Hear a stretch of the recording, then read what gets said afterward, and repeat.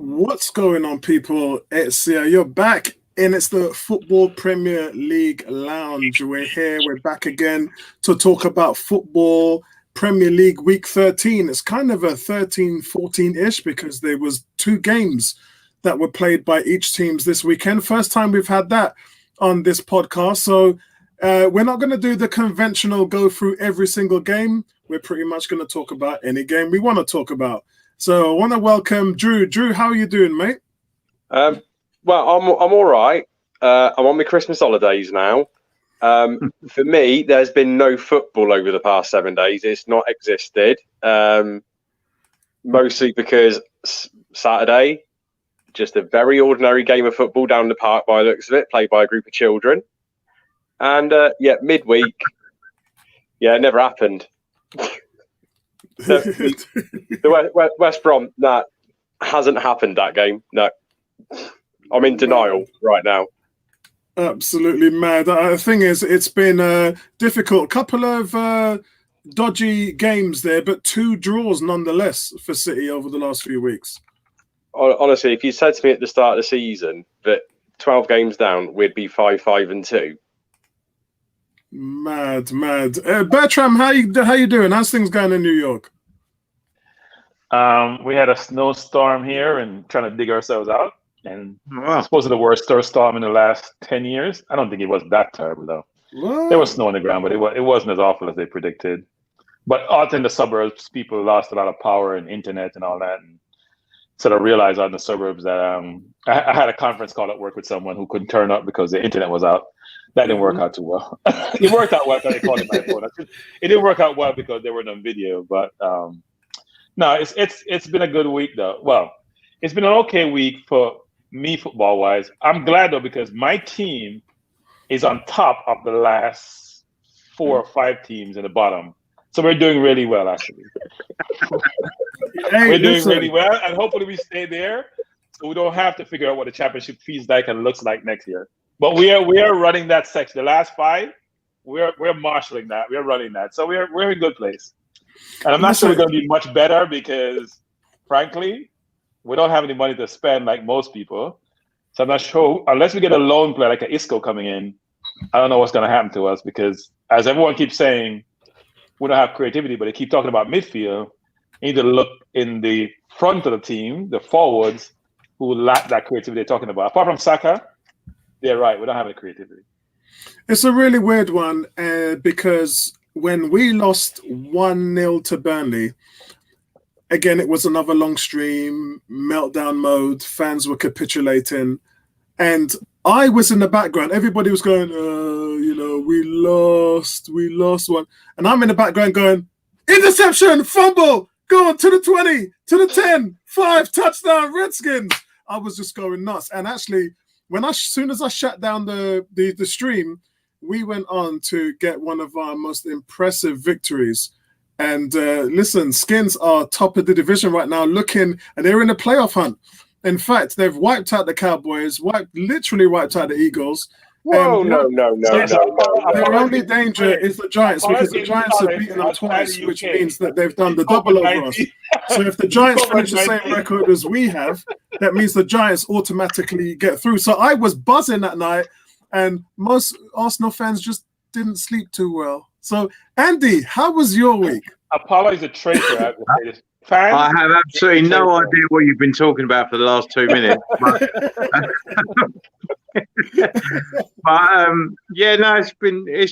It's been a good week. Spurs. We drew at Palace. That was a bit disappointing, but we can't say they didn't deserve a point in that game because they did. And Liverpool, depending on how you look at the game, you could. Well, we definitely had the better chances, but we didn't take them. But when the other team has 76% possession, you can't really begrudge them the victory. So it was a bit of a weird thing. But what I was pleased about on Wednesday night, because I was wondering whether they would completely burst our bubble and really put us to the sword, and they didn't. We matched them for 90 minutes and we could have won, but actually they did. And that happens in football. It's the way it is. They didn't play us off the park. They had all the ball, but they didn't really do anything with it. But they got the goals, and that's what you need to do in football. So I wasn't too disillusioned. I thought we did all right. We played. We looked strong, and so I don't think we're going to crumble. After watching that, I think we'll bounce back on Sunday. I think we'll beat Leicester, even though Leicester are very good away from home. I'm confident that Mourinho will really lay into them and say we need to bounce back Sunday, and I think we will. So we'll wait and see. So guys, let's get our first. What's going on, Cool K? Cool K's in the house. Let's get our first pool of games. I'm just going to do 4 sections because there's 20 games to cover, and we can't cover every single game. Otherwise, we'll be here till midnight. And I've had a really rough week. I lost one of my closest friends, who was a little brother to me, grown up by the age of 3-4 years old. Taught this guy how to dance, taught this guy how to trips girls, taught this guy how to do everything. And he passed away. He was only 51 years old. So I want to say big shout out, rest in peace to Mark Anthony Clark. I'm touching base with his daughter today. So I've been in mourning for the last 24 hours. And today, what cheered me up was, as you guys know, I'm a big Star Wars fan. Read the books, read all the comics, watched all the TV series, and obviously most people have seen all the movies. And today was a day of greatness for Star Wars fans. The most unbelievable TV episode I've ever seen since when this whole thing started, better than any movie. And it was absolutely epic. If you guys that haven't watched The Mandalorian, or if you haven't seen today's episode, go and check it out. It is mind-blowing. It is world-changing. And big shout out to Dave Filoni and John Favreau. So I'm a little bit more cheered up now, but there's still a lot of work to do. So I need to find out what's happening, so we can put one of my boys to rest. May he rest in peace. So guys, we're going to do pools of 5. And I'm just really going to open up the floor to you guys and talk about which game you want to talk about. That's the only way that we can do it, because as I said, there was a lot of games on, and we have to sort of cover it by all the teams played twice.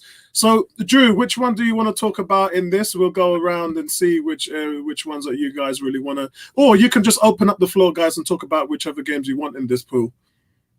Oh, right. I'm going to go for the West Brom Palace result. Ooh. Simply because I've got a feeling, does this now mean that Palace are actually officially better than City? But wow. Palace in a month of Sundays won't play that well again for a while. They've been decent all season, but they won't play that well again for a while now. Well, but that's not true, because they went on to draw with Spurs 1-1. I think Andy's going to say. Why are we talking about Palace West Brom? Because that wasn't last week. That was the week before. Christ, yeah. Was it? Yeah, it's been 2 weeks. Yeah. Because Sunday was Palace Spurs. Oh, you're right. Sorry, I clicked the wrong button. Yeah, I clicked the wrong button. It's this one. This one. There you go. There you go, guys. There you go. This is what happens when I haven't been around for a couple of weeks. It's all gone apart. Yeah. Actually, yeah. Do you know what? Yeah, I'm gonna take apart the Man City Man United game. Oh God, I thought that was the only game we weren't going to talk about. What a bore fest! Oh no, I think I need to. Oh, it's frustrating. But firstly, I've been arguing for weeks now about Fernandes not being in the same league as De Bruyne, because I don't get the Fernandes thing. But you know what? Saturday, yeah, they were in the same league. They were done as dishwater. Both players, both teams. There was nothing in the game whatsoever. Probably 2 clear-cut chances over the whole 90 minutes. Right, so I just want to say, I want to just have my say before I come back to you. I talked to Andy about this last week, and I said to Andy, that Spurs-Chelsea game was a tactical game. Lampard knew that Jose was going to park the bus and try and beat them on the counter-attack, and he sat his back 4 in place. They didn't go the circle middle, the middle circle. His back 4 never went beyond that, and they stayed at home. And it was a 3 little pigs, and none of them went out. House was built of brick, no straw houses, and they sat in. And Frank knows Jose Mourinho because he's been his manager. He knows the game, and Frank Lampard was not going to be fooled by it. Arsenal were fooled by it. But what we saw with the Man United and Man City game was two teams who tactically cancelled each other out. I don't know whether you would agree with that. So Pep seems to, how do I describe? It's hard to describe what Pep's going through at the moment. He's decided to make the team more defensively solid, which, yeah, after last season, really need to be. But it's at the expense of any attacking flair at the moment. I mean, Sterling and De Bruyne don't look like the kind of players that they did 12 months ago, even 6 months ago. And I still maintain, I think it was a massive mistake during the summer not to go for another centre forward. I like Jesus. I think he's brilliant at what he does do well. But there's a lot of things that he just doesn't do as well as, say, an Aguero kind of centre forward. But we can't be relying on rushing Aguero back from injury. So I think we should have gone after another striker still in the summer. He's injured again. He's not. No. He's load management, I think is how LeBron James put it. Yeah. Sorry, no, LeBron doesn't do load management. Kawhi Leonard would call it load management. So he's just easing back in slowly. He'll have a little bit of a rest here and there. But to be fair, whilst he was on the pitch in the second game of the week, he actually done more than what De Bruyne and Sterling done across the whole 90 minutes. So we kind of need Aguero, but I still think we should have got another centre forward because that United display, if we had a striker, we could have nicked it 1-0. But as bad as we were, United were equally as terrible, to be honest. Yeah, I mean, United are just like, what's the Forrest Gump saying? You don't like a box of chocolates. You don't know which one's going to turn up. Honestly, people are talking about them though now as because of their midweek result. People are now, are they realistic title contenders? No, they're not. There's at least 5 teams in the Premiership right now better than Manchester United. Yeah, and by quite a clear distance. And if you wanted to put Leicester in the mix for their away form, there's probably 6 teams better than United at the moment. And so if United win their game in hand, they'll be second. Yeah, exactly. I was just about to say that. You got some questions here. Andrew asks, is Guardiola a busted flush? And also, 18 says, Drew, where do you think Man City will finish? Oh, right about now, I'll take 4th. Right about now. I don't see how City are going to get out of this funk that they're in, quite frankly. But with Guardiola, I wouldn't say he's busted, but this isn't the Guardiola that was at Bayern Munich. I mean, maybe because it's not as easy to steamroll the Premier League as what it is to steamroll in the Bundesliga. But it's definitely not the same Guardiola of 2 seasons ago. But, don't you feel some satisfaction in knowing, Bertrand was probably going to ask you this question, so I'll jump in before you do. Don't you have the satisfaction of knowing that he could just open up his wallet, bang, 100 million for Grealish, bang, 100 million for Mbappe? Don't you feel good knowing that you got that in? Don't they? Huh?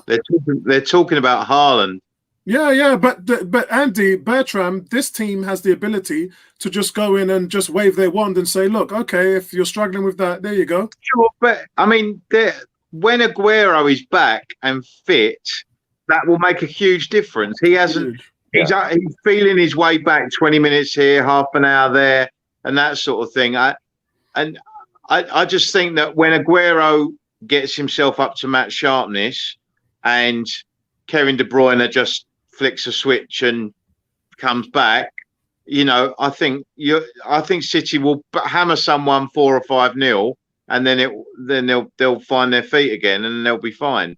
That's what we thought after the Burnley result, though. Well, I know that was going to be the start of it. So I don't think you guys are giving enough allowance to what I've talked about before, which is, and what I expect more and more of, is the parity in the league. So, we're talking a lot about City not doing what they're not doing, what they're doing. De Bruyne not playing, Sterling not playing well. Part of it is that the teams are closer and closer and closer in talent. Managers have worked out how to play some of these teams. The strategy Jose is employing, I don't think it's just because he's playing like, I call him the Jose Allardyce. I think sometimes he doesn't have the best ball possession midfielders to hold the ball up. And he's like us as Arsenal. We dominated Man U because Man U midfield wasn't the greatest, but we played our team. We can't get the ball off Villa, right? And some weeks players are just not up to it, and some weeks there's so many different rationale and reasons as to why the season is transpiring the way it is, right? Newcastle can't get players because they have COVID.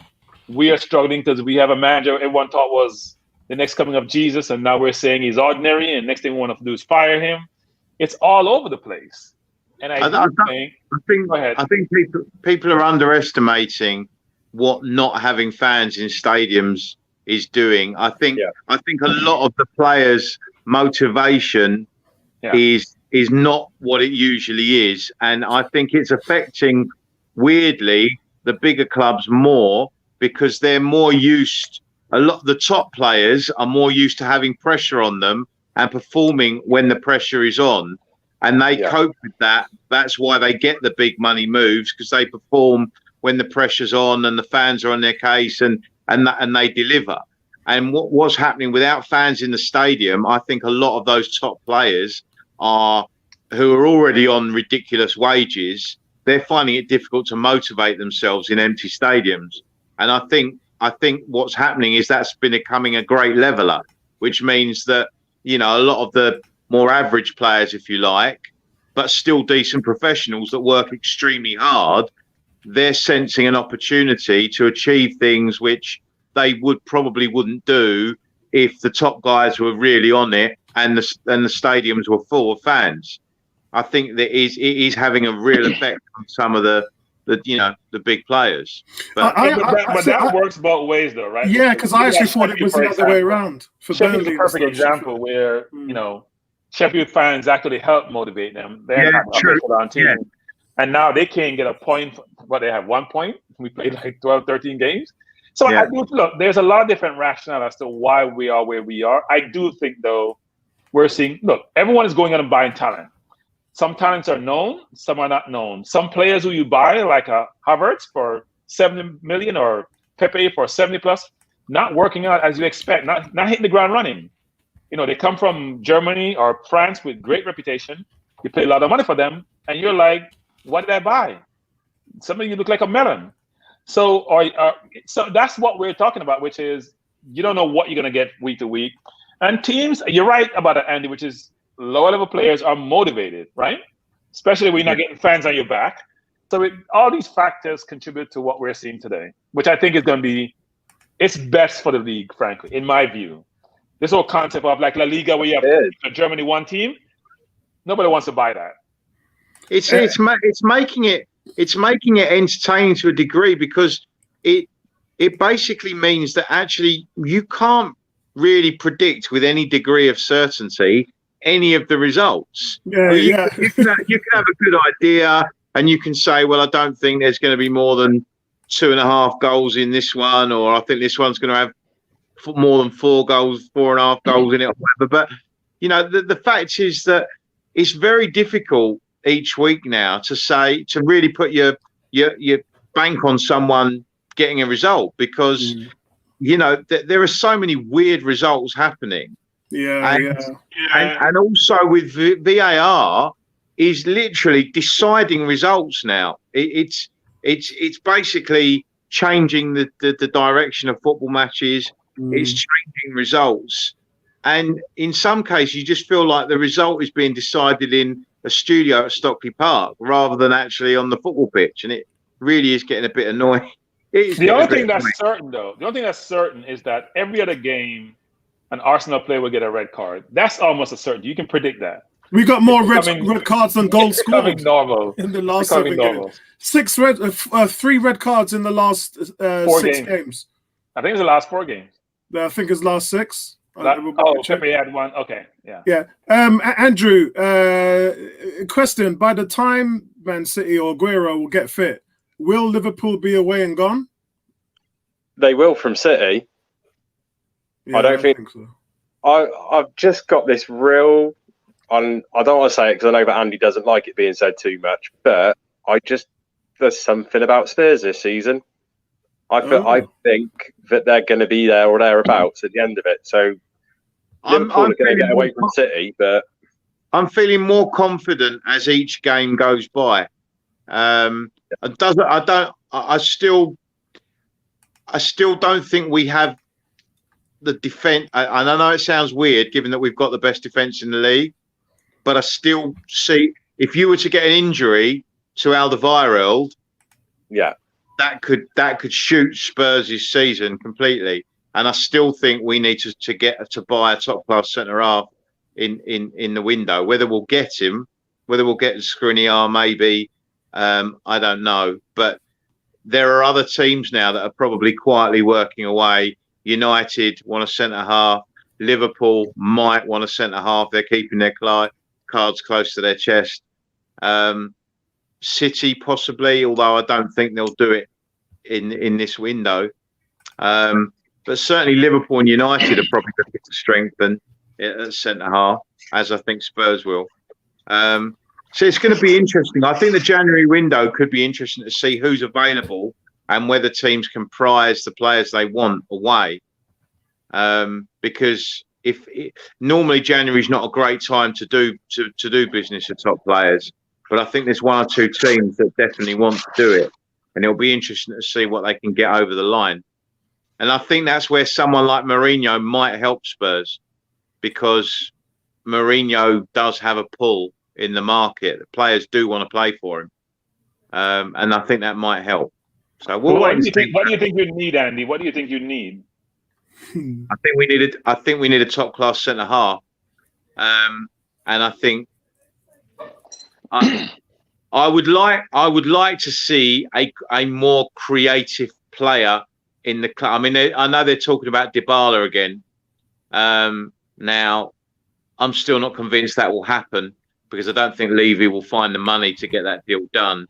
Not unless we can sell someone, and I don't see anyone paying the kind of money we want for the top players in this window. Like, you're not going to get anyone to pay 50 million plus for Ali. He might be worth it, but no one's going to pay it. Harry Winks. People just aren't going to pay the kind of money that Levy is going to demand for one of those players. So the only way they go anywhere is if they go on loan. And the indication is, why would you let them go on loan? You'd probably just keep them if we're going to have a busy second half of the season. So I think it's going to be difficult to do much business in the window, but teams are going to try and get creative.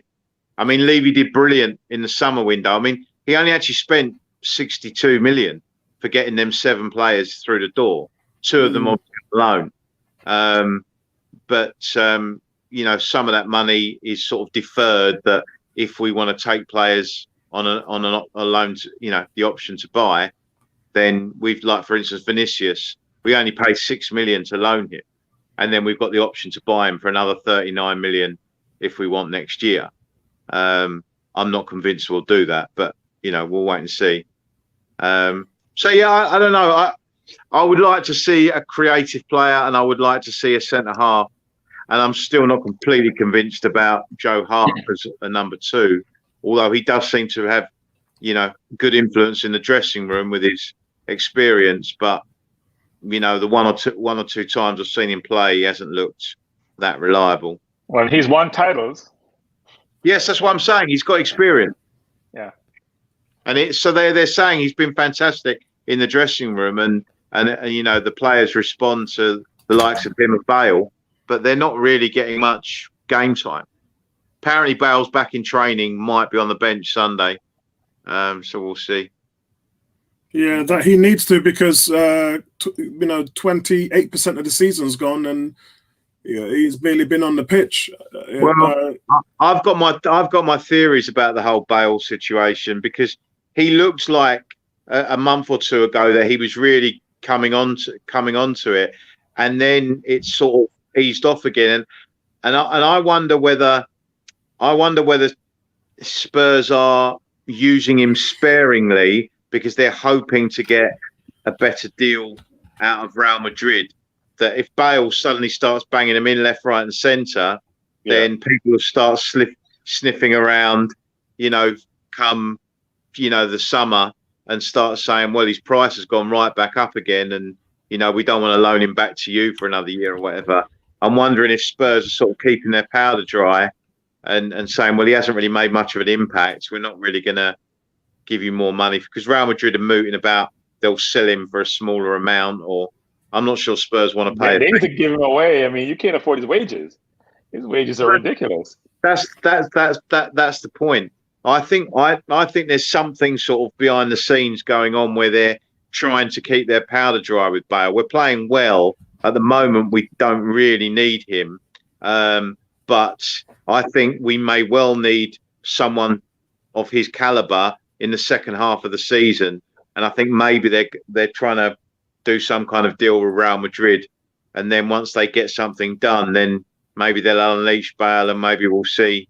He's never going to be the player he was 7 years ago, but he's not that old. He still has quality.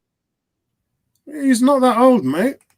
I know, but he's had a long catalogue of injuries, and he now doesn't have that lung bursting pace and running power that he had 7 years ago.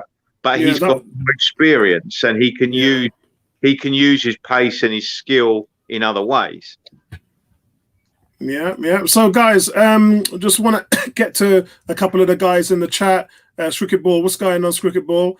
Sentiment says, Apollo, Bertram, Andy, Madon in the top corner. He's just saying, what's going on, everybody?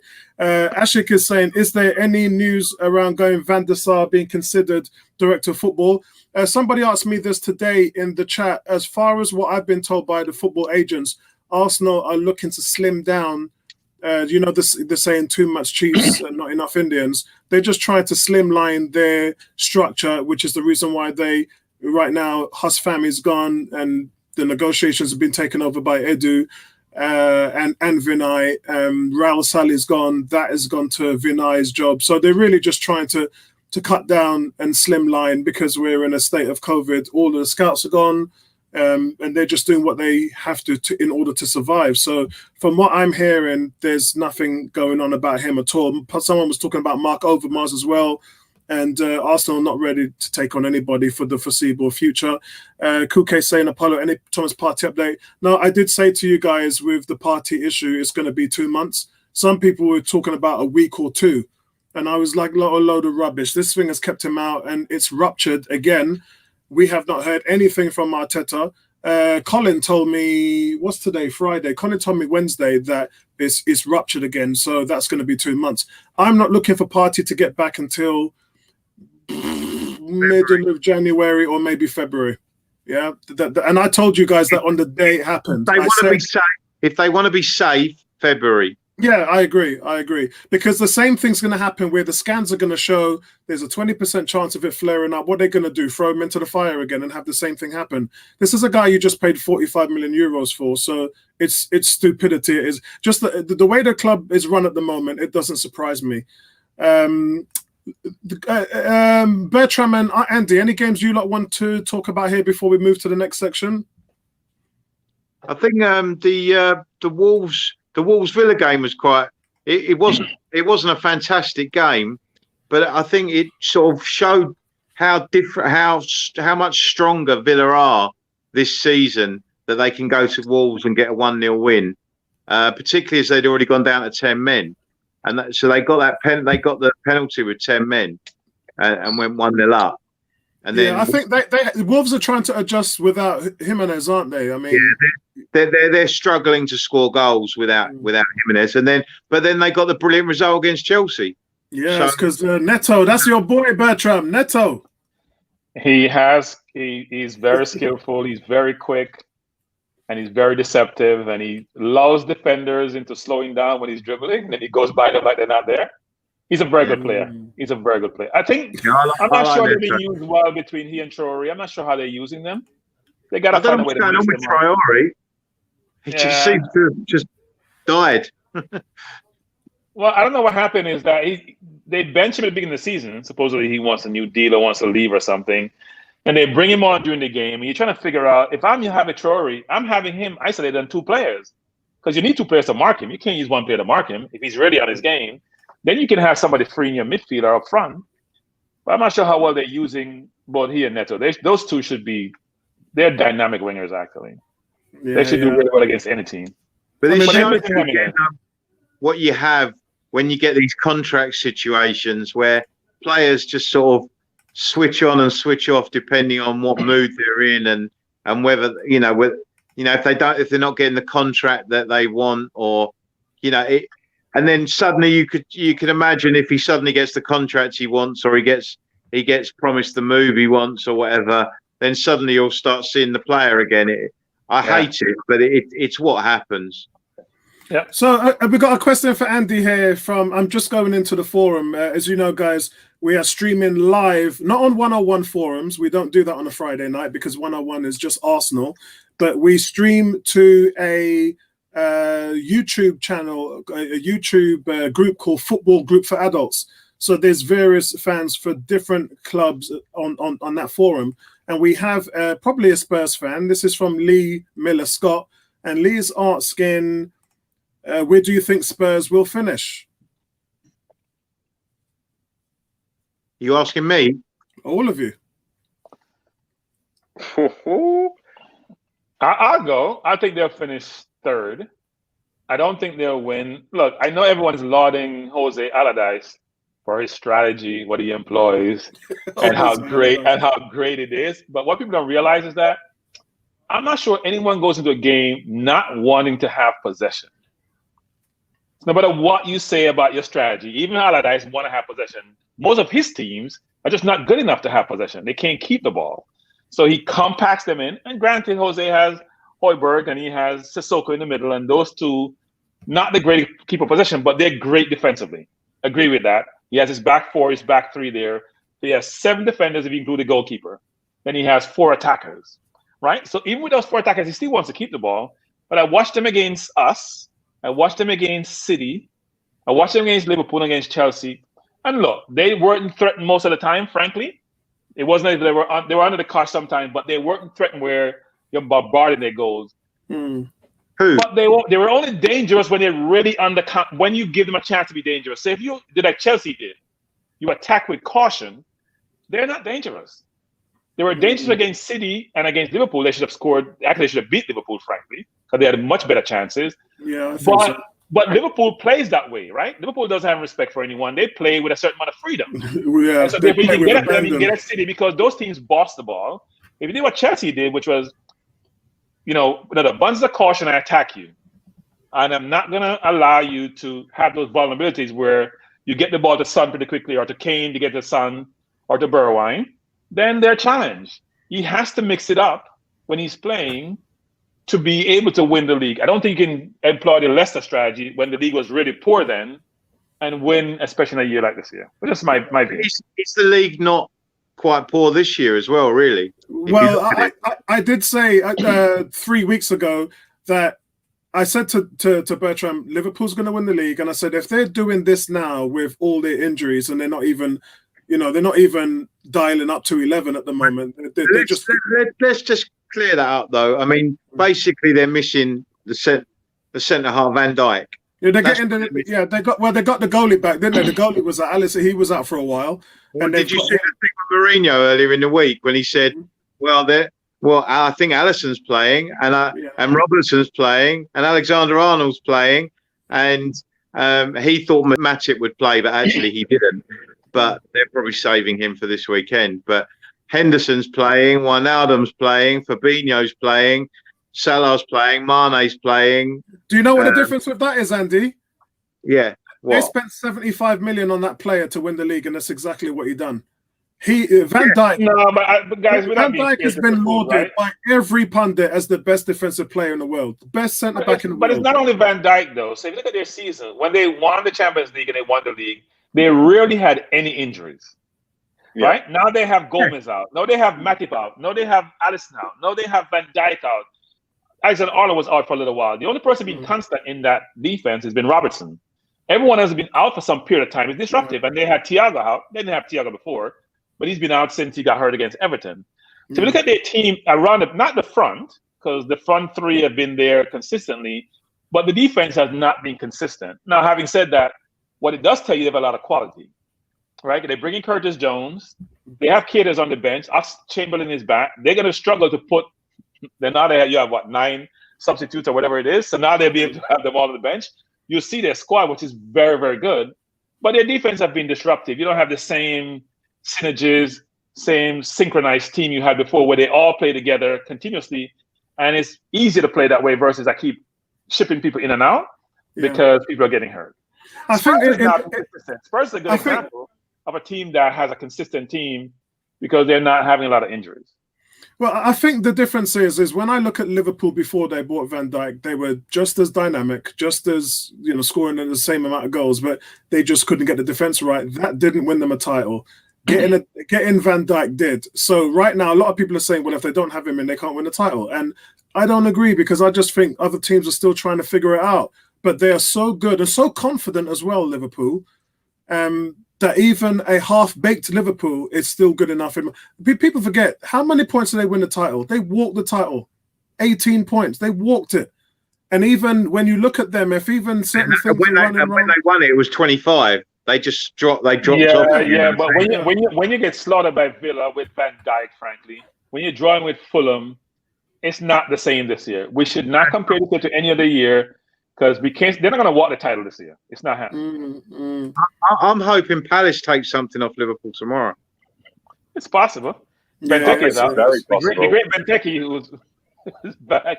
I think he had a red card, right? 2 yellows. Benteke. So, guys. I'm going to move on to the second pool. I can't believe the first pool took so long. This pool, I just really want to. Well, I predicted the Crystal Palace Tottenham, didn't I, Andy? I said it was 1-1, and it was. I think was the Liverpool. No, the Liverpool Fulham one just goes to show when somebody kept saying to me, "Oh, you expected to turn over those teams," and I was like, "Bro, look what Fulham." This was the Arsenal result. I had fans in the chat saying, "Oh, Arsenal should have turned them around," and I said, "Bro, this is the Premier League. It don't matter who you play one week. If you don't turn up, you're gonna get rolled over." That Liverpool result against Fulham right there, 1-1, completely shows what we've been talking about every week in terms of parity. This is the Premier League. You just don't see this happening in the Scottish League and in La Liga in France. These Premier League teams, if you're not up for it, they will turn you over. And they will battle you, and they're battling now. Sheffield's battling, Fulham's battling, Burnley's battling. It doesn't matter if they're at the bottom of the table. You got to turn up that week and beat them. That's your job to do. And these teams, every week, every game, we are seeing that it's very difficult to turn over these teams. And that really, for me, was a talking point out of that section. Drew, anything you like? Anything you like there? Right. On behalf of my missus, I enjoyed the Burnley Arsenal result. So somebody just said you're a Redskins fan. Of course you are. So did you enjoy the 49ers win after that? I am not a Redskins fan. I'm a lifelong Eagle. Oh. Yeah. Yeah. Eagles. Well, no wonder you haven't been saying anything about NFL to me and Bertrand. This is why I keep it quiet. It's like I don't really talk about the NBA either. I've been a basketball fan since I was 5. I don't talk about the NBA though because I support the Magic. Oh wow, that's my wife's team. Yeah, I just love teams that lose. Which is why when City got good.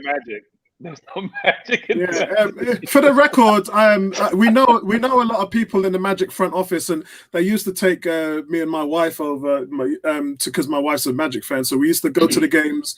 We used to do a lot of stuff with Terry. Big shout out to Terry and Mitzi and all those girls at the front office, Orlando Magic NBA team, and they introduced us to the players. So we got to meet Nick Anderson. I was on a radio show there talking to some of the players. Yeah, it was really cool. I used to do a lot of stuff for the Redskins, didn't I? Interviewing the players and stuff. Yeah. But it was just getting to know the girls in the Orlando Magic front office, and being on that radio show, and everyone knew I was a Brit, and that was really good. But meeting Nick Anderson and those guys, Dennis Scott, Penny Hardaway, that was just brilliant. Yeah, you're dating yourself. Hang on, can we just wind that back? You met Penny? Yeah. Ah, you so much right now. I'll try and find some pictures. I do have. My wife took some pictures, by the way, where I was with Nick Anderson and stuff. I don't know where I'll try and get her to bring them over so I can show you some pictures. Carry on, Drew. I've gone all bleary-eyed now. Penny. Oh, Penny. The most wonderful 6'8" point guard I ever saw. Yeah. Phenomenal player. Shame about injuries. For my missus, the Burnley result. So sorry, guys. But the one thing that really nailed in for the weekend with me, though, pretty much Southampton again.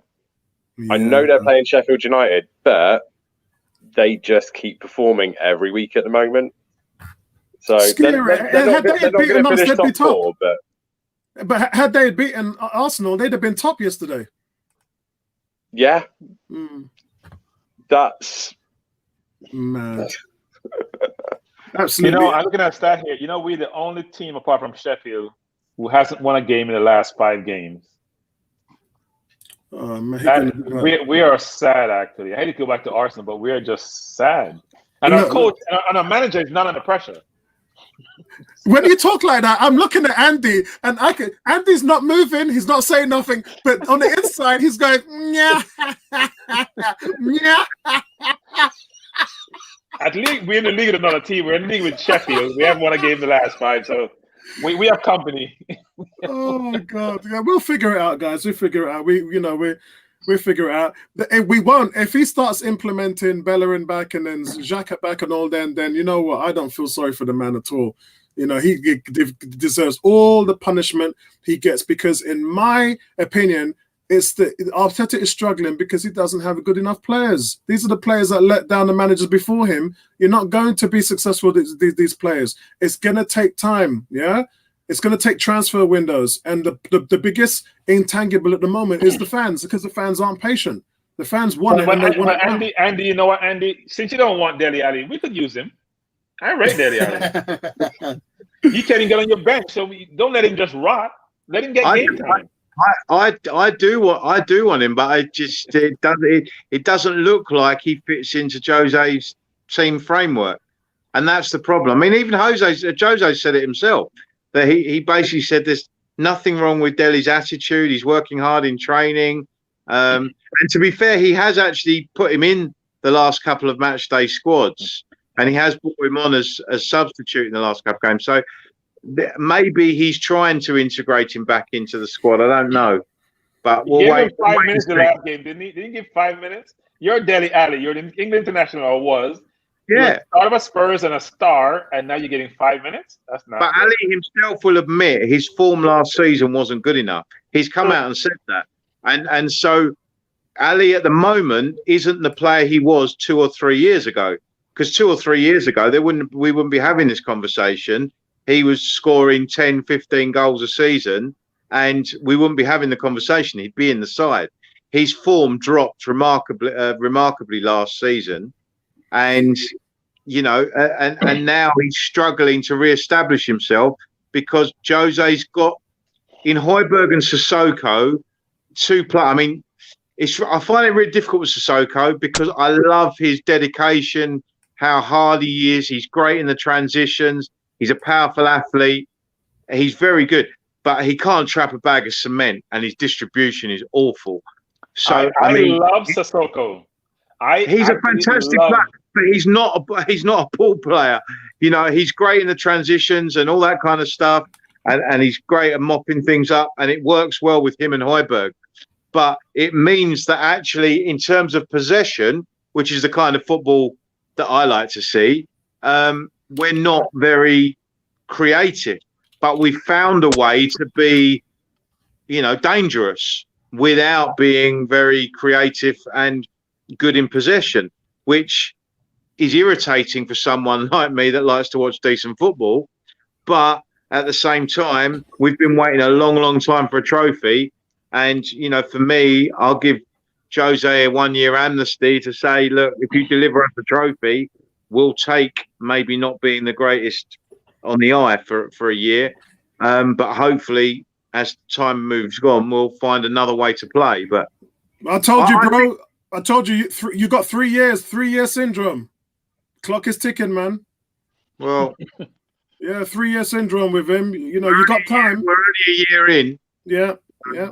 We'll see. But I mean, I still think if you watch the first 15 minutes, that's I said to you on the forum at half time, I'm desperate for Jose to have a go at Liverpool because they look there for the taking for me. Yeah. And actually, for the first 15, 20 minutes of second half, we came out and we blitzed them, and Liverpool were rocking badly. And had Bergwijn or Kane taken one of those chances that they had, which, let's face it, there were 2 or 3 really, really good chances and a couple more half chances, I would have been very interested to see how Liverpool would have responded if they'd have gone behind.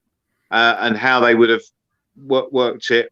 I mean, I thought we played really well in that second half, but then again, last 20 minutes, he thought, okay, I'll settle for the 1-1. I'll take the draw. And then Henderson knocks Dyer over at the corner. And, he out Mourinho with the old American football tactics. And Dyer was blocked off and Firmino got free. So Lewis Scott is asking you another question here, saying Sissoko doesn't need to be creative when we have Ndombele and Lo Celso. Well, that's the problem. We haven't got Ndombele and Lo Celso. We've got Ndombele or Lo Celso. And I would like to see Ndombele and Lo Celso play together. But at the moment, Jose doesn't trust them to play them together. And why don't he get a little bit creative by playing them both and bench Bergwijn? So don't play with a traditional winger. Do like what we do with James Rodriguez at Everton. You flow outside versus right. But then we lose the pace of Bergwijn on the counter attack. So and Mourinho wants to play with that pace on the counter attack. Yeah, he does. That's the whole thing. But it's possession versus being able to hit with a quick strike, right? It is, and it's a difficult. What I would quite like to see, although I don't think it's going to happen anytime soon, I would love to be able to see Ndombele get fitter and stronger, and possibly replace Sissoko, and then have Lo Celso, Højbjerg, Ndombele, and Lo Celso in the midfield. But I can't see it happening anytime soon, because Jose really relies on Højbjerg and Sissoko to provide that platform in front of the back four. So Sissoko is undroppable. He's not droppable. At the moment, I would agree with you. Period. So when he first went to Spurs, he was on the bench for a long time, didn't have a future under your old manager. And after a while, you realize, you see him in the midfield, he's like a Kante without the ball skill. He doesn't get beaten defensively. Like, you can't go by him. I don't care how good you are. You're not going by him. Between his size, athleticism, and his ability to read the game, you're not going to beat him. So you can't take him out your midfield. Well, you know what? I can prevent you from scoring. I just have to score. That's what we're struggling with, is we're not preventing people from scoring nowadays. But initially what we had was, you can't score on us. Let's figure out how to go forward. We haven't got the combination right. You have Son and Kane. So, guys, there are so many games to talk about in this batch. First of all, Wolves Neto just putting a donut on Chelsea. Man City, guys, Man City had 26 shots. West Brom had 1 shot on target. West Brom had 22% possession. They were completely outplayed off the park, and City had 7 shots on target. The City could not hit the back of the net. Drew, what happened, man? Right, so I still don't really get it. Is it Jesus?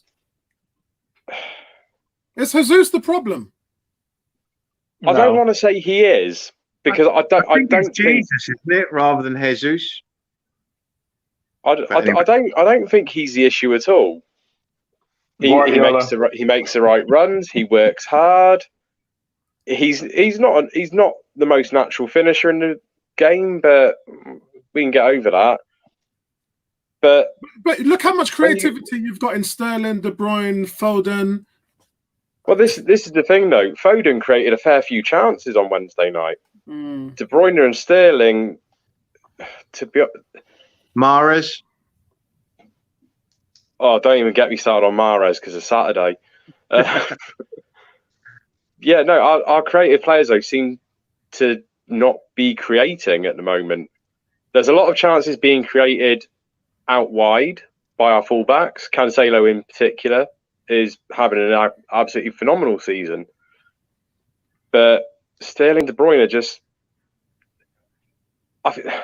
I'm trying to work out if they're tired.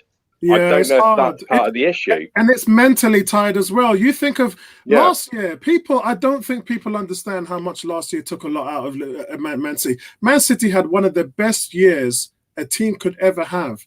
It's just that with Liverpool going for that 100-point mark and Arsenal stopping them getting it, it's exhausting. It's absolutely exhausting. What they put straws now, Paul. what they put in last season to win the Premier League was exhausting, and I think coming down from that, it's difficult to build yourself up to achieve that level. Liverpool included. It's not just Man City. I'm looking at their team, but it's a good team. But like you said, it's just goals. Yeah.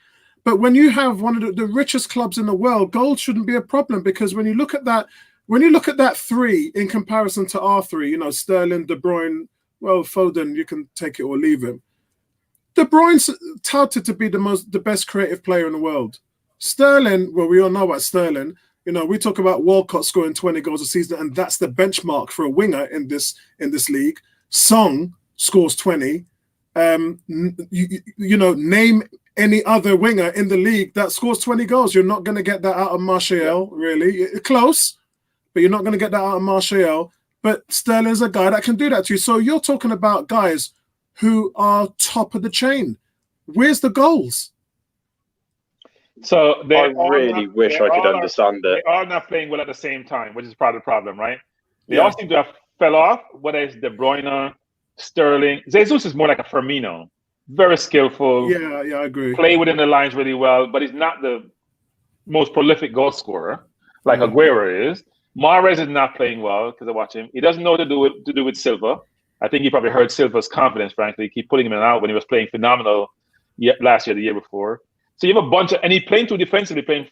He's playing against Fernandinho and Rodrigo against teams which are not even close to them. Why do you need two center midfielders or holding midfielders when you can put another attacking player?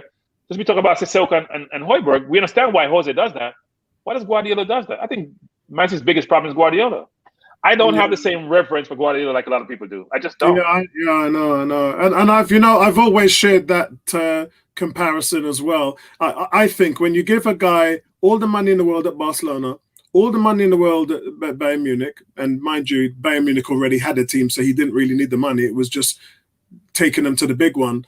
And then Manchester City, no manager in the world has spent more money than Pep Guardiola. Fact. So he's had that help too. And that's why I said to Drew, don't worry about striker. He'll probably go out next summer or maybe January and fill the gap. No, we're buying centre half again. Probably. No, what he's played Stones, so now you have four you can rely upon between Ake, Diaz, or you don't need you need a centre forward. You need Haaland. Actually, You'll get Haaland. I'll tell you what, that's the one real positive that's come out of the past 4 weeks of the Premiership. John Stones actually looks a player. Drew, I think you missed that one. Yeah. Yeah, that's a big shot. He just played on and off last year too. He wasn't playing. And he's now at Real Sociedad, who are top of the La Liga. You can't make this stuff up, man. You can't make it up. And fingers crossed, they'll remain there for the rest of the season as well. Yeah, you can't make this stuff up, man. A sentiment says for the City fan, Drew, where's Ake? Ake was playing. He was playing centre back. The last game. Yeah. Didn't he play? He actually didn't have a bad game either. He dropped a little bit off for the West Brom equaliser, but overall, good performance. Yeah, I've got a slightly different view, view on Guardiola to you guys. I'm a little bit torn with Guardiola. He still hasn't won the Champions League without Messi. Yeah, which is. He's never won. He's not won the Champions League without Messi in his team. Well, you can buy him next summer, can't he? but if you look at the way his teams have played, Yes, he's had money to spend. Yes, he's been at the greatest teams in the respective countries. I understand that.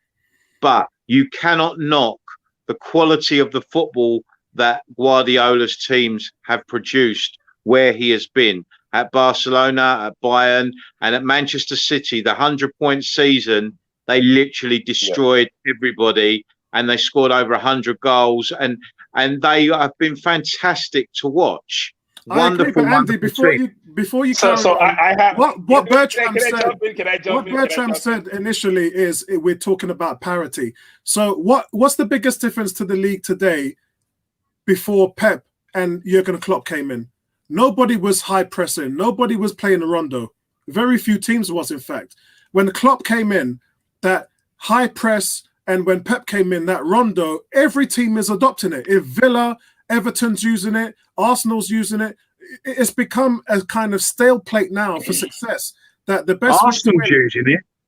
Well, they were using it last year. They were disrupting teams last year. They haven't done it this season, and that's part of the question. I'm not seeing any discernible pattern from Arsenal. No, not this. But last season they were disrupting teams. They were implementing it.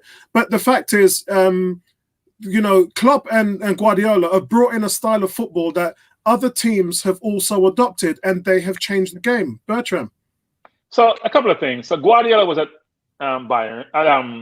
Barcelona, and yes, he won with Messi, with Iniesta, with Xavi, with all these great players. Villa, all of them great players. He went to Bayern. He never won the Champions League, and they won when he left. Pellegrini and Mancini won at City. So this whole notion about how great he was at City, he spent like $1 billion on his team. You can play the best football when you're the best players. Klopp played great football. He has great players. He almost got relegated in the German league when he didn't have great players. So this concept of Guardiola being great, Jose is great. You can't knock Jose's resume. He's won at Inter. He's won with Real Madrid, didn't win the Champions League. He won a title with Man U. It was a secondary title. He's won with Porto. He's won with Chelsea. He wins everywhere he goes. His strategy works. Guardiola wins, but with a lot of money and the best players. Mourinho doesn't always have the best players. He has a lot of money a lot of times. But at Porto, he didn't have a lot of money. At Inter, he had some money. With all that, would you rather watch a Guardiola team or a Jose team? If Jose had the money Guardiola did, I'm sure he'd play like he does. I'm just going to say £106 million for Paul Pogba. Well, Pogba plays when he wants to. Pogba is an interesting character, actually. A very good footballer, technically. Jose's had the money to spend, though, at teams in his respective leagues. When he was at Inter, he had the most money in the Italian league at the time.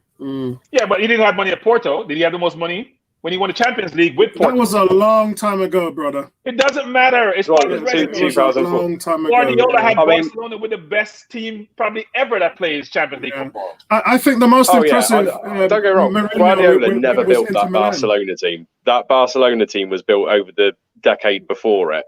And that's the one thing I'll always point out with that Barcelona squad. Yeah, Pep brought in some players to it.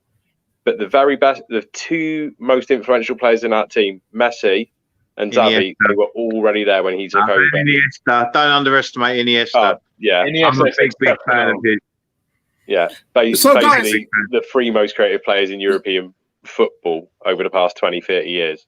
Yep. So, guys, let's stay on track and move on from these games. I also want to mention, by the way, my biggest. I've talked about West Ham and I've talked about Leeds and Villa, but Leeds, guys. We talk about how wasteful Leeds are in front of goal. They create 25 shots. They get 25 shots a game.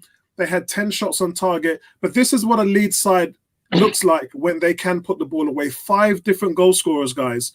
No wasteful football here. Everything right in the back of the net. And I think this is the perfection of where the team can go if they were more clinical. That's the one I wanted to talk about. Any games on there that you want to have a chat about, Andy? Yeah, well, I mean, the Leeds game was interesting. That was in the balance. It was 2-2 with 20 minutes to go. It was in the balance, and then Leeds got ahead. 77th minute, 85th, and Newcastle started piling forward, trying to get an equaliser, and Leeds then picked them off on the counter attack. So it was an interesting game. But I'm glad for Leeds because I want to see Leeds win. I desperately want Leeds to beat Man United at the weekend. That would be fantastic. Me too. But I thought the Leicester-Everton result was interesting. I mean, after beating Chelsea for Everton to back that up with a win at Leicester, that was a big win for Everton, and that's put them right back into the picture now. They're only a couple of points behind Spurs. And they're playing the 15th place team this weekend, so they should be able to move forward again. Yeah, Everton. I think importantly as well, Everton are playing this well without Rodriguez at the moment. So Everton seem to have improved without their big money midfield signing. Because he doesn't play defense. No, look, guys, if you notice one thing about Everton had a good start to the season. What happened when they had the dip? Nothing, because they were scoring goals, but they were letting in goals. They were just outscoring teams. At that point, when they had that bad spell, what Carlo Ancelotti did is just sort the defense out. You look at how many goals that they've let in over the last few weeks. Yeah, they've coincided with Rodriguez being injured. Right, he's been forced to find a way without Rodriguez, and actually he's working out that the problem is when you have Rodriguez in the team, as wonderfully creative a player as he is, and he's lovely to watch, he doesn't really do any defending. Yeah. And that is a problem in the current Premier League when you've got luxury players that don't defend. I mean, this is the problem that Ozil had at Arsenal. He's a wonderful player, fantastically creative player, but he doesn't do any defending. And you know, arguably at the moment, Arsenal could use him, but it's a problem because the managers, and this is the risk that Jose doesn't take the risk with Tottenham. He basically doesn't have the luxuries in the team like a Dele Alli or something like that. It's a good squad. It's a good squad. Yeah, it is a great squad. But I mean, Everton look a lot more solid without Rodriguez in the team. They might be slightly less creative. I mean, when instead of scoring 4 or 5, they're scoring 1 or 2, but they're not conceding, and everyone's working extremely hard. So you know, this is the kind of the trade-off between having entertaining flair players that possibly aren't as great defensively and having a strong, well-drilled defensive unit.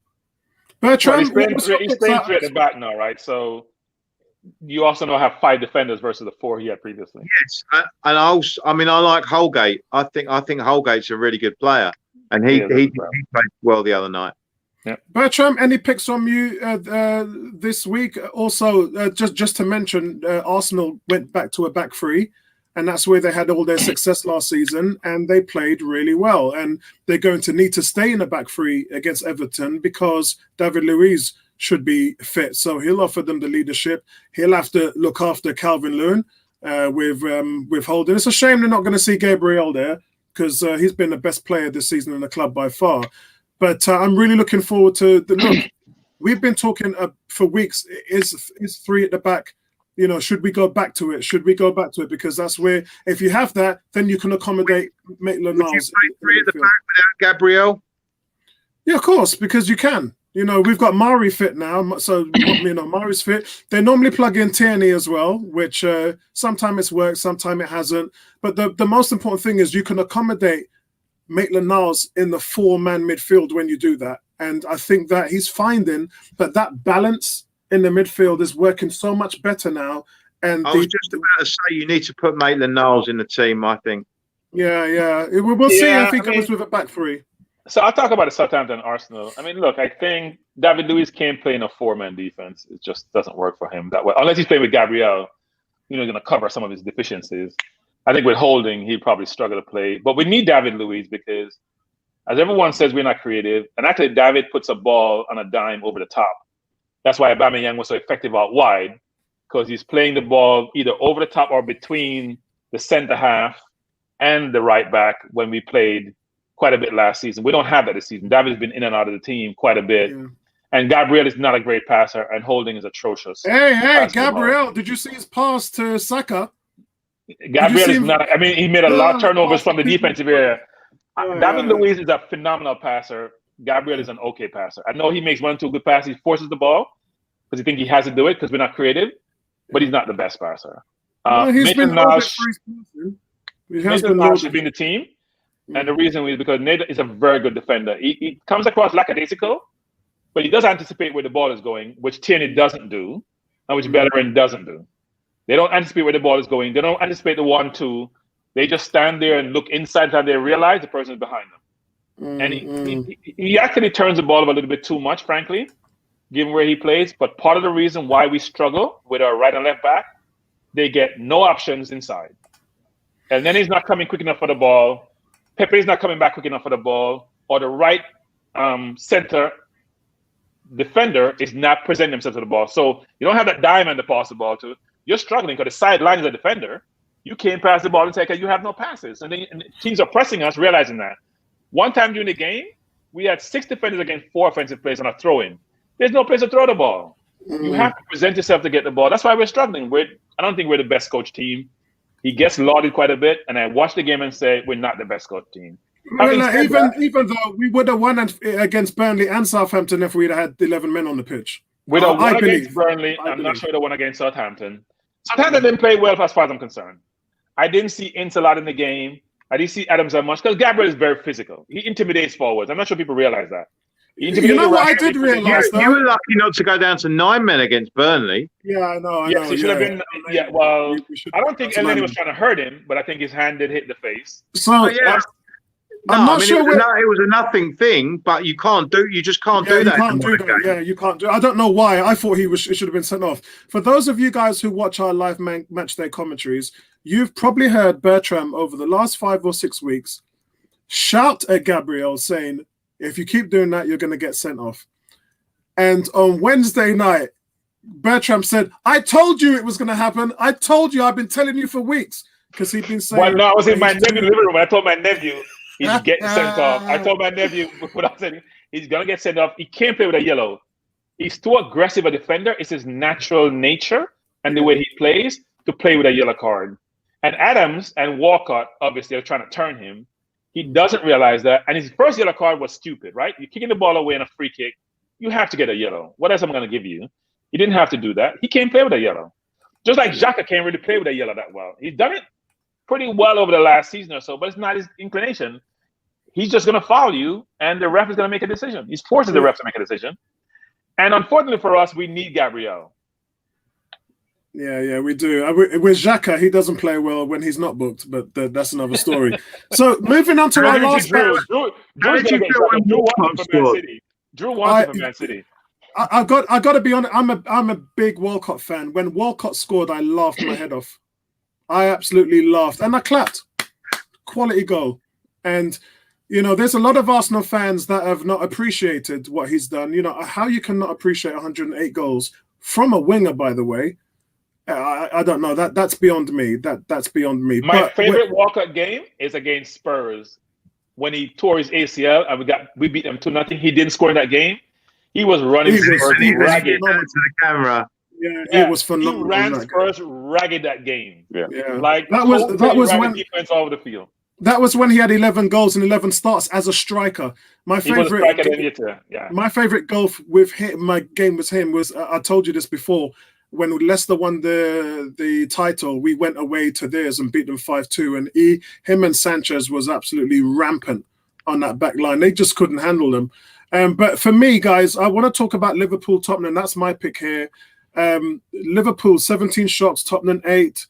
Liverpool 11 shots on target to Tottenham's 2 shots on target. Liverpool had 813 passes. Tottenham only had 250 passes. How was Tottenham still in this game? And it just goes to show this is I think what Bertrand was talking about in terms of Mourinho tactics. Sometimes it will work. You and your stat. Yeah, but what it just shows a team sitting, inviting on another team and trying to sting them at the back. It worked against quite a few teams. City, Arsenal. Didn't work against Chelsea. Definitely didn't work against Liverpool. But is it good enough to win the title? I'm not sure. It's definitely going to. Apollo, with those stats there, you're talking about Liverpool 11 shots on target, Spurs 2. Yeah. But actually, Spurs had the better chances. It's a really weird thing. But nine of those 11 shots on target were like pass backs to Lloris. They weren't troubling him. Only a couple of them he had to actually make half decent saves. Bro, So, I'm an Arsenal fan. I could live with passbacks all day long. I'll take them. What I'm saying is Liverpool weren't that dangerous against Spurs. They had all the ball, but Spurs were fairly. I know when Mourinho said we were in control of the game. I do know in a bizarre way, because he said it sounds crazy with only 24%, but he said I felt we were in control of the game, and to a large extent, I think we were for a large portion of the game. But what happened is, if you're going to allow a team that's got as good a players as Liverpool have that much possession, and you're going to concede ground late in the game when your players are maybe tired, then there's always going to be a chance they're going to get a winner, and they did. That's what happened. But really, we should have scored 2 or 3 goals at the beginning of that second half. And if we'd done it, I mean, they were looking like they were falling apart in the first 15, 20 minutes of the second half. We were getting in at will. Bergwijn should have had 2. Kane should have had at least 1, and he certainly had another couple of chances as well, half chances perhaps. But we should have gone 2 or 3-1 up in that game, and we didn't, and that's why we lost, because we didn't take those chances. Yeah, I said 2 things. One is there's something called what I call effective possession. I'm not sure if Liverpool had enough effective possession. I would say they missed Van Dijk in that game, because David Luiz can make the 30 and 40-yard passes, which then forces you to spread your defense. They don't have that. Fabinho has that in his locker, but he's not using as much. So you gotta space the field out, spread the defense out, pull out first defenders so you can then attack them. They were just compact and resting all game because, as Andy's alluding to, they didn't have Liverpool didn't have what I call effective possession. And frankly, Kane had the easiest chance of the game. The one that he headed down, he should have scored that in his sleep. Drew, Man United should have lost, shouldn't they? Sure, any other team in the Premiership that they are playing against, they would have lost. Quite frankly, Sheffield United have been abject. They actually turned up though against United, and they could have won it. But they've literally been in every game that they've played over the last 6 or so games, Sheffield United, and they've got nothing to show for One point after 13 games. I can't believe their record is reflective of their ability. They're not good enough. Oh, they're a terrible team. Yeah, absolutely terrible. I do rate McGoldrick. I think McGoldrick is a good player, and anytime I see them play, I always say to my guys, like, he's their one goal for it. He's not consistent though, Apollo. That's the problem. Agreed. He does look good when he's on. He looks good, but he's not consistent. He doesn't do it week in, week out. And at the top level, you need a striker that's going to get you a goal every other game. Basically, that's what you need. If you know, and McGoldrick doesn't do that. He looks great, but he'll get you 3 goals in 2 games and look fantastic, and then he won't score for 6 weeks. But he's the type of player that a Wolves or a Leicester City or an Everton would absolutely love, because I just think it's really, sometimes you play down to not just the players in your team, but when you've got nothing to play for, you can raise your game and be the star of your team and then implement yourself. But I mean, imagine him in Aston Villa setup. It just, I think he's a quality player, but I just think that team's going nowhere. And sometimes that's the reason why you have Zaha. Zaha's Wonder Boy one week, and next week you don't see him. Next week he's Wonder Boy. Do not compare Zaha. You just want to get me upset. I'm not comparing him to footballing ability. Really? I'm comparing him to mental ability. Some days you switch on because of the team that you play. No, it's not about Zaha. It's not about Zaha. It's about the team you play for. And I'm saying that he's playing for Pee Wee team. He's an excellent player. He's playing for Crystal Palace. And they're not going to finish in the top half of the table. And my point is that Sheffield United are a team that's not going anywhere. And I think sometimes that can affect a player's mental state in terms of how much he puts in. That's the problem that some of these players have got at the teams they've come. You're talking about Havertz not performing, Pepe not performing despite these big fees. They've gone into teams that aren't, well, not Havertz, but that Pepe has gone into an Arsenal team that is struggling. You know, that they let Emery go. He'd just been bought. We're not sure whether it was Emery that really wanted him or not. Emery goes, then Arteta comes in. You're not really sure whether Arteta fancies Pepe or not. And Arsenal have been struggling, and Pepe's been struggling. If Pepe was playing in a confident Arsenal team that was doing well, I think it would have been a lot easier for Pepe to settle. He's struggling because the team is struggling. And they're not picking him, which doesn't help. I mean, when you look at West Ham and Payet was like, oh my God, what a player. What a player. But he was on a team that weren't going anywhere, so he was like, I'm out.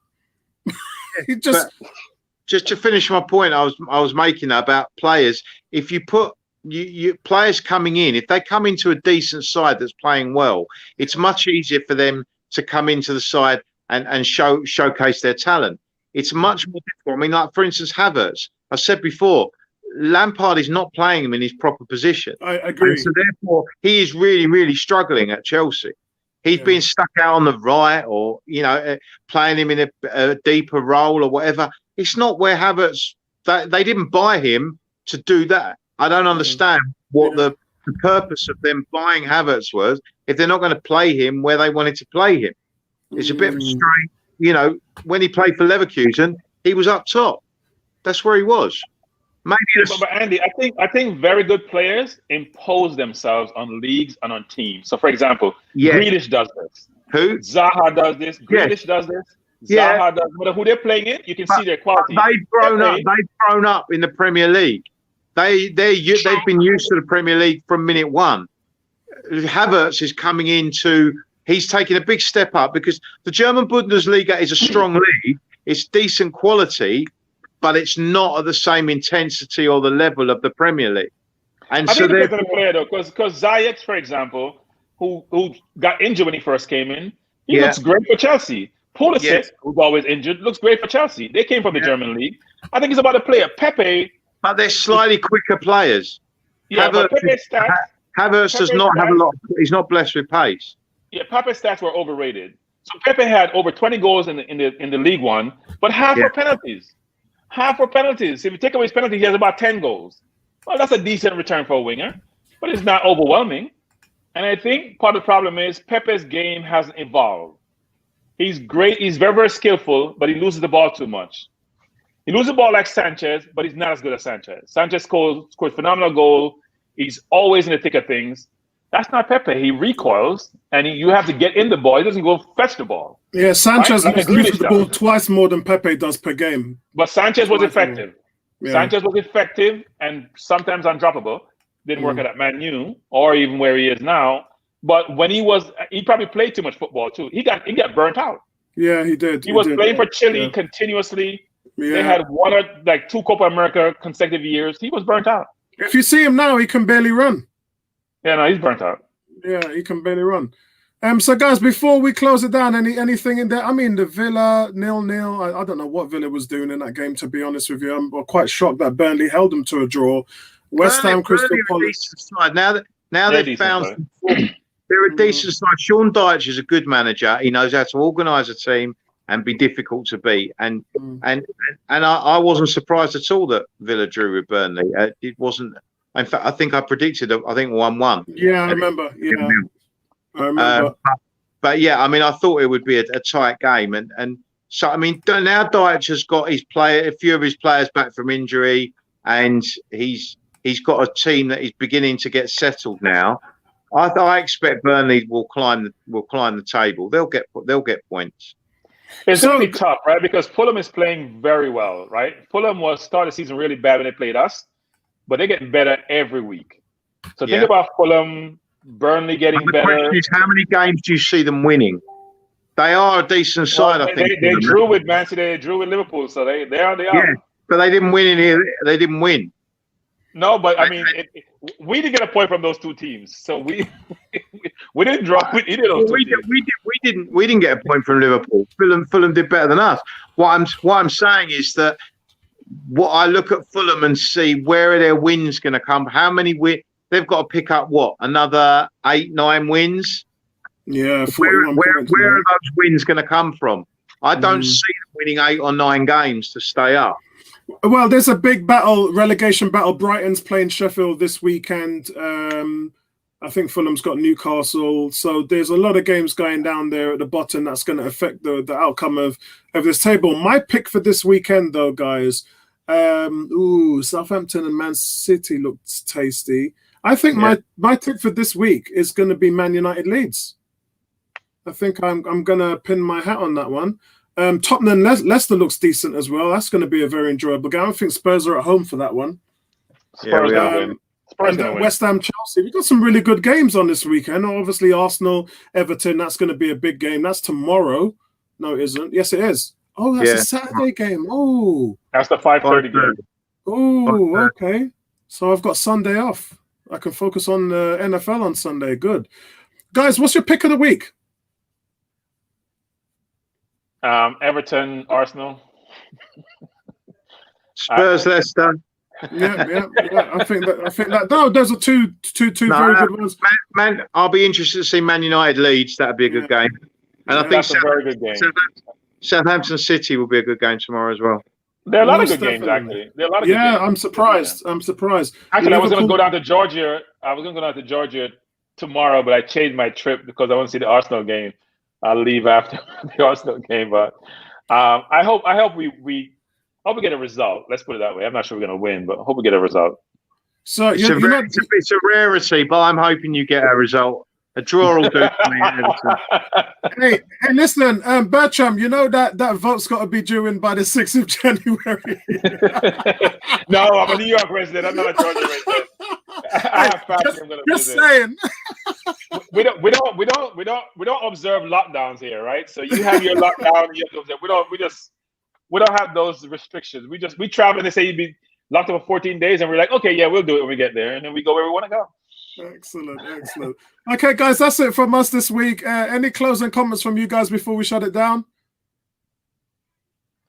I just hope Spurs don't win. I hope Spurs don't win. Let's put it that way. I can't believe it. We want a Palace Spurs win double, and we'll be top for Christmas. Look at Southampton and Leicester are a point behind Spurs, aren't they? It's looking very good, but I just think Liverpool's going to run away with it. I'll be interested to see what they're going to do now at this point.